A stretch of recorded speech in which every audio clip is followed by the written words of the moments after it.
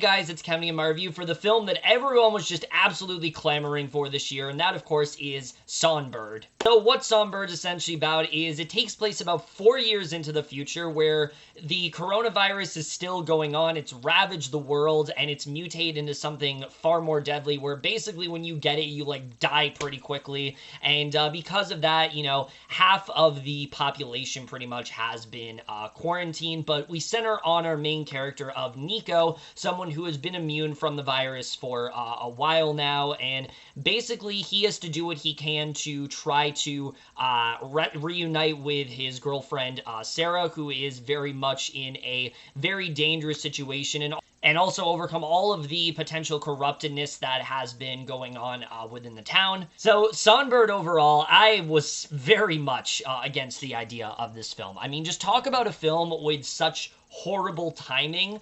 It has to be this one. This is just, I can't think of a film that would come out at a worser time than this film right now in Songbird. I thought everything about this was such a stupid idea, and it was really starting a trend that I was really hoping would not become a thing. And so when I heard that this film was coming out, obviously I was very much dreading it, but then hearing it was coming out now when we are in potentially the deadliest wave of this virus yet, I just thought it was such horrible timing on their part, so I was very much dreading this film. Knowing that Michael Bay was also involved with it did not really get me excited anymore. If anything, it lowered my interest level. And so I finally watched it, and Songbird is basically what I expected. This is such a insensitive and borderline offensive film that really is one of the worst, I think, pandemic thrillers that I have seen in a very long time. But we're just getting to right now, starting off with the cast. And look, I'll say this right now, this is a talented cast for sure. You know, definitely some of the actors, they really do try to put their all into this. Specifically, KJ Apa and Sofia Carson,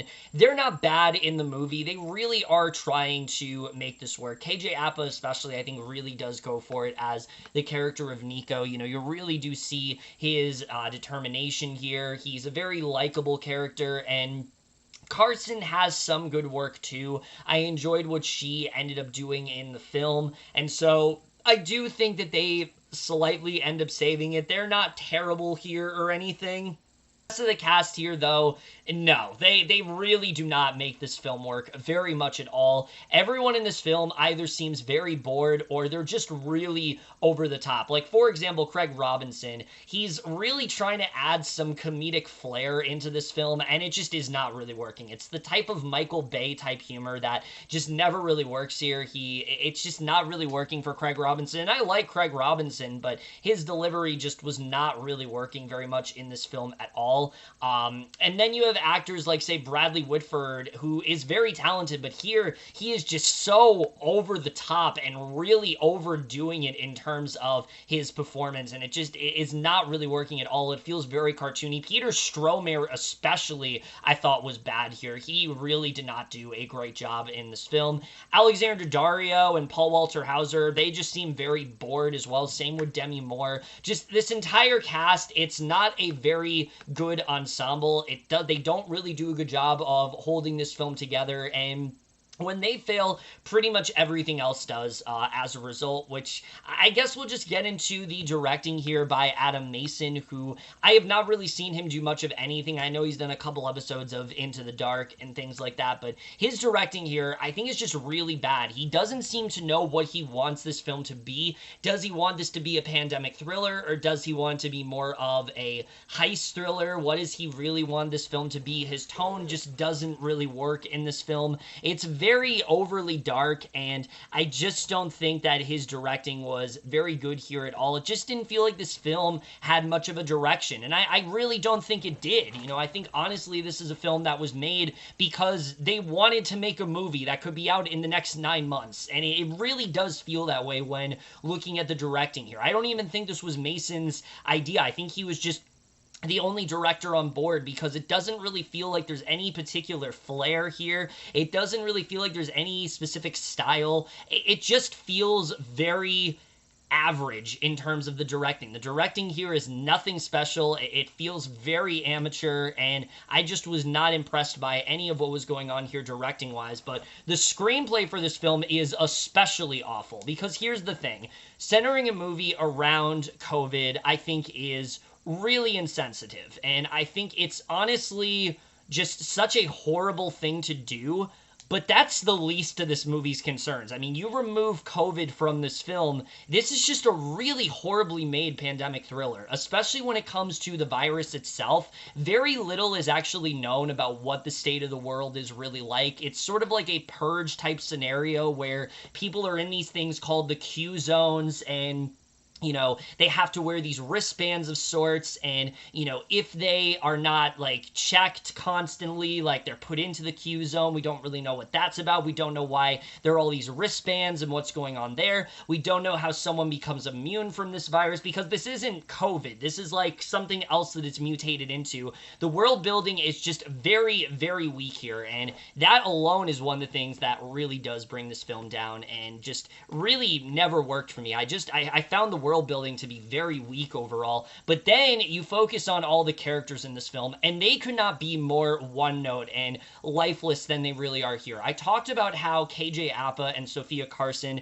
really do their best to make this material work, but there really is only so much they can do, because Nico and Sarah as characters are so fucking boring. You don't give a shit about their relationship. You don't care about whether or not they're going to save each other, because they're just not very interesting characters.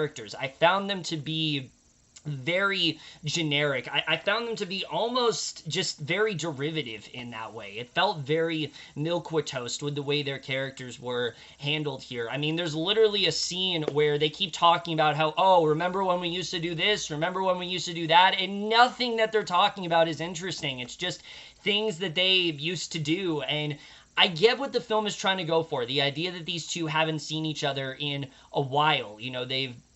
They used to date, but it's been virtual throughout most of this, and he's finally reuniting with her, but it's just not very interesting. And the dialogue also is really bad for them. There's a scene where he is leaning up against Sarah's door because she is being interrogated by basically these, people from FDA and things like that, who they're doing these routinal checks to make sure that everyone's been tested and things like that. And so they're trying to feel each other through the door, and Sarah says something to the effect of oh my god, it's like we're feeling each other in real life, and it could not be more on the nose and cringy. And I really did not like the dialogue here at all. It just felt so phony in that way, and their characters already are really bad, but then you factor the other characters in this movie. The villains especially are just so cartoony and one note, and I don't really know why they need to be here. It just kind of felt like they needed a conflict going on in this movie, and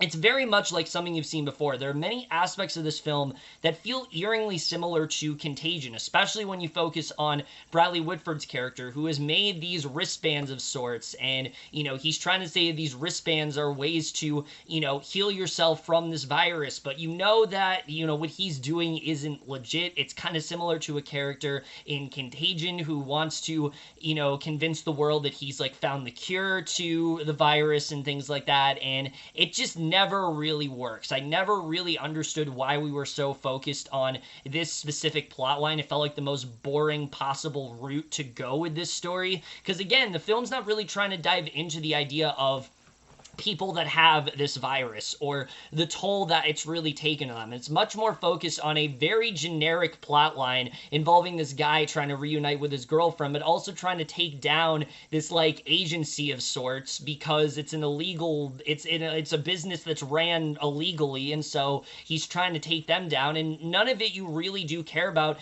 mainly because you're never really given the time to breathe in this film. Everything's just happening so quickly, and so I don't think they did a good job with that at all, but that's not the only thing we're dealing with in this film. There's a whole other plot line in this film involving Alexandra Daddario's character, and I honestly thought this could be cut entirely. It's this storyline where she is this, she's like this YouTuber of sorts. She does a lot of singing covers, and she doesn't really have much of a direction in her life besides that, and they try to do some sort of love triangle with her, Bradley Whitford, and Paul Walter Hauser's character, and I just did not see the point of this at all. I don't understand why it was really here. It just felt like they wanted to use Alexandra Daddario. She was desperate to make a film. They're like, hey, be in this movie, and they gave her this subplot that really just has no relevance in this film whatsoever. I don't know if they were trying to make a parallel between those two and Sofia, Carson, and KJ Apa, but the whole thing just never really came together for me. It just didn't really work as a plotline, and I just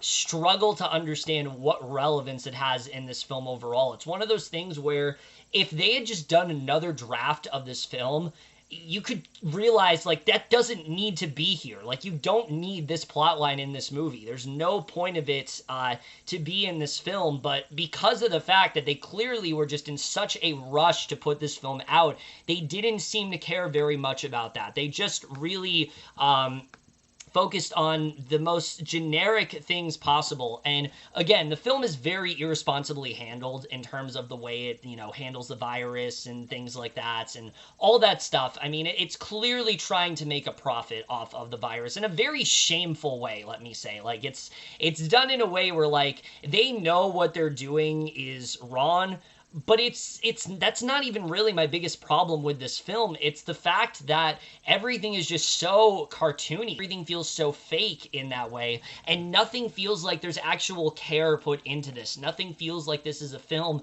that actually needed to be made. The cinematography especially, again, just is not really great here. There's a lot of shots that just, they feel like they needed another draft. They feel like they needed someone else to shoot it. I just didn't think the cinematography was very impressive here at all. The action scenes especially, none of them stuck out to me. They all felt very unremarkable, and I was not very impressed by the way the action scenes were done in this film. I think that definitely brought it down. The score as well is just very generic here. Not really much to say about that either. And the editing, this film is very short. It's 84 minutes long, and it feels a lot longer. And honestly, I think the film should have been a lot longer, because it feels like there's a lot of elements of this film that needed to be delved deeper into. KJ Apa and Sofia Carson's relationship, I needed more to their characters. I needed more to what, state we are with this virus. How did things turn out this way?